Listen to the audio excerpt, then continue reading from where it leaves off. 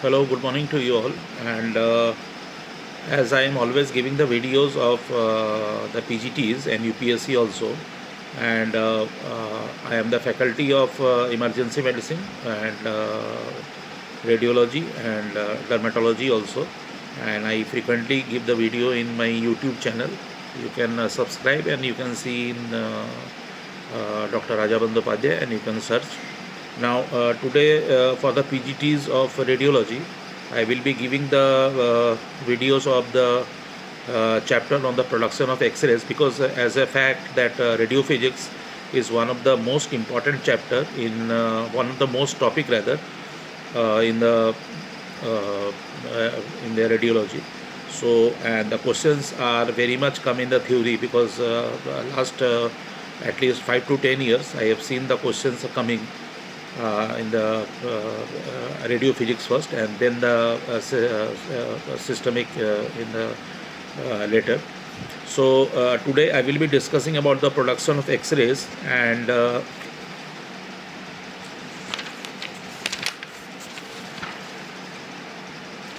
now uh, as we all know that the X-rays were discovered by the German physicist Roentgen, and he was investigating conduction of electricity through gases in the glass tube at the low pressure, and during that he noticed the positive electrode in the glass tube give up the invisible X-rays, which make the barium platinoside fluorescent skip kept in their tube to glow, and these rays were highly penetrating, even fogged the photographic plates and passed through the black paper.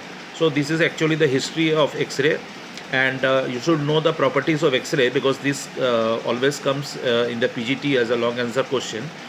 Now the main properties of X-ray are actually, the X-rays are the electromagnetic induction or radiation, shorter wavelength. They are a very shorter wavelength. Shorter wavelength means the greater penetrating power. So 0.1 to 10 nm, and they travel in the straight line with a velocity equal to 3 into 10 to the power 8 meter per second. And X-rays are not deflected by electric and magnetic fields, and then X-ray penetrate through the substance that are opaque to the visible light. That is one of the most important important characteristic of the X-ray. And X-ray produce the fluorescence material like calcium tungstenate, that is CaWg4, and calcium iodide, and X-ray affect the photographic X-ray film that we will discuss in the later video, and digital detector in the form of latent image. X-ray also produce an ionization and an excitation in the medium, and X-ray produce chemical changes, and X-ray produce biological effects in the living organism. That is a very important part. The cells can either be damaged or partially killed due to the X-ray exposure. Now the origin of the X-rays, because this is also very important for the long answer question. X-rays are produced when the fast moving electrons are stopped by the means of the target material, okay, and the moving electrons possess the kinetic energy, and when the electrons are suddenly stopped, their kinetic energy is converted into heat and X-ray energy, the conversion taking place in the target material, which stops the electrons. Therefore an electron interaction with the target is the basics for the X-ray production.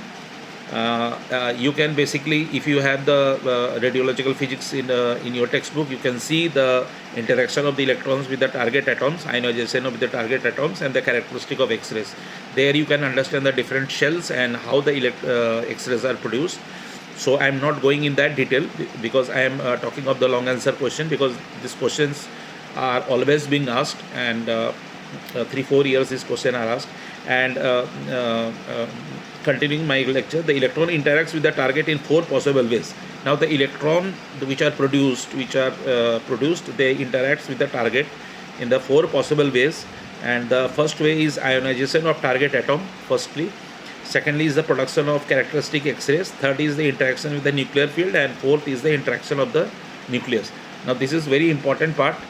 And ionization of the target atoms is fast moving electrons enter the surface layer of the target, undergoes collision. This is one of the most important. Collision is the very much important for the X-rays to be generated, and in this process an incident electron transfers sufficient energy and removes the electron from an atom, most likely in an outer orbit. This involves small energy transfer resulting in the ionization of the target atom, and involves a small energy transfer resulting in the ionization of target atom, and the incident electron may undergo such collision, and each time the direction it gets altered. Now a 100 keV electron may encounter 100 such interaction before coming to the real, and most energy appears as a heat in the target.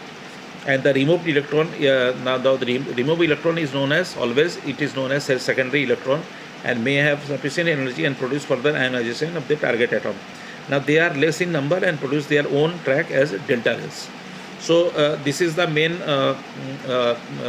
feature of the X-rays. And now how the you should also know how the production of the X-rays are characterized. Now this is the characterization of the X-ray are the interaction between an incident of electron and the K shell. Because if you can see the K shell, because I can't show you here the K shell, if you see the K shell, in this process the incident electron directly hits the K shell and transfers the sufficient energy and removes the K shell electron. This is one of the most important part, and this is referred to an ionization of the K shell and inner orbit ionization. The vacancy of the K shell is filled by the electron from the outer surface like K, L, like L, M, and electron transition. This is particularly the electron transfer, the K, L, and M, and during the transition of the difference in the binding energies of the two cells is given out as X-ray photons. So these photons are known as characteristic X-rays, since they represent the shell in atomic number and the target material, and the ejected electron may perform further interaction in the other target atoms. Now I am going to the more detail, that is the Bremsstrahlung X-rays. Now the Bremsstrahlung is a German word which is refers to the breaking radiation, and in this process the radioactive collision between the electron and the nuclear field in the target, the electrons between the cathode and anode have the potential energy that is equal to the product of their electrostatic charge. Now this you have to remember.